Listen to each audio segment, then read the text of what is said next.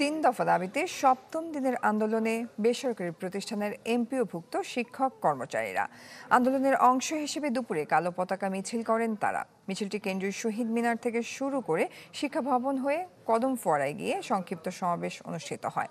এ সময় শিক্ষা জাতীয়করণ প্রত্যাশী জোটের নেতারা জানান, ন্যায্য দাবি আদায় না হওয়া পর্যন্ত আন্দোলন চলবে।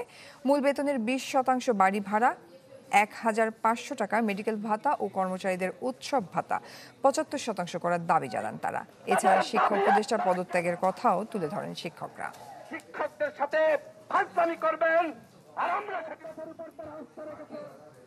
দর্শক, এই বিষয়ে আরো বিস্তারিত খবর জানাতে সেখান থেকে আমাদের সাথে সরাসরি যুক্ত হচ্ছেন সহকর্মী আশরাফুল আলম আকাশ। চলে যাচ্ছে আকাশের কাছে।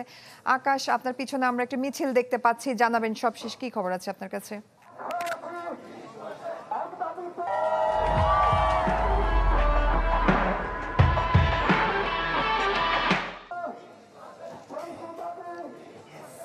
মূলত আজকে দুপুর 12টার পর আন্দোলনরত শিক্ষকরা একটি মিছিল বের করে, কালো পতাকা মিছিল। সেই কালো পতাকা মিছিলটি মূলত কেন্দ্রীয় শহীদ মিনার থেকে শুরু হয়ে শিক্ষা ভবন, এরপরে কদম ফোয়ারা একটি তারা সংক্ষিপ্ত সমাবেশ করে। সেখানে তারা মূলত তাদের যে 3 দফা দাবি, সে দাবি দাবার কথা কিন্তু তারা তুলে ধরেন। তারা যেটি বলছেন যে তাদের যে দাবিগুলো আছে মূলত সে দাবি থেকে সরে আসার কোনো সুযোগ নেই। তাদের উৎসব ভাতা 50 থেকে 75% করা, এরপরে চিকিৎসা ভাতা 1500 টাকা যুক্ত করা, এরপরে বাড়ি ভাড়া বেসিক বেতনের যে 20% সেইটি মূলত তারা দাবি করেছেন। এখন পর্যন্ত দেখতে পাচ্ছেন আপনি যে মিছিলটি আসলে কদম ফোয়ারায় সংক্ষিপ্ত সমাবেশের পর শেষ হয়ে কিন্তু এখন আবার শহীদ মিনারের দিকে যাচ্ছে, যেখানে গিয়ে মূলত তাদের এই কার্যক্রমটি শেষ হবে। তারা এখন পর্যন্ত আলটিমেটাম দিয়ে যাচ্ছে সরকারকে। এছাড়া তারা শিক্ষা উপদেষ্টার পদত্যাগও দাবি করেছে। তাদের যে মূল দাবি সেটি হচ্ছে যে 3 দফা দাবি দ্রুত সময়ের মধ্যে বাস্তবায়ন করতে হবে। এছাড়া কোনো ধরনের টালবাহানা তারা মেনে নেওয়ার পক্ষে না।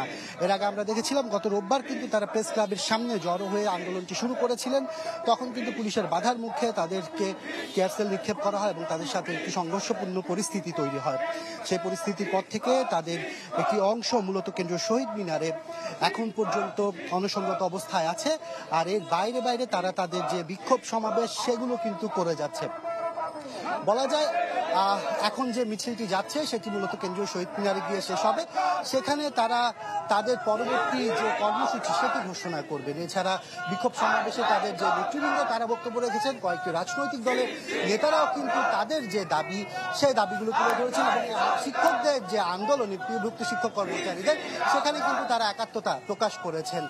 বলা যায় এখন পর্যন্ত আসলে সরকারের পক্ষ থেকে তাদের দাবি দেওয়ার কোনো কিছুই কিন্তু এখন পর্যন্ত জানানো হয়নি, সেগুলোকে মানা হবে কি হবে না। এই ছিল এখান থেকে মূলত সর্বশেষ।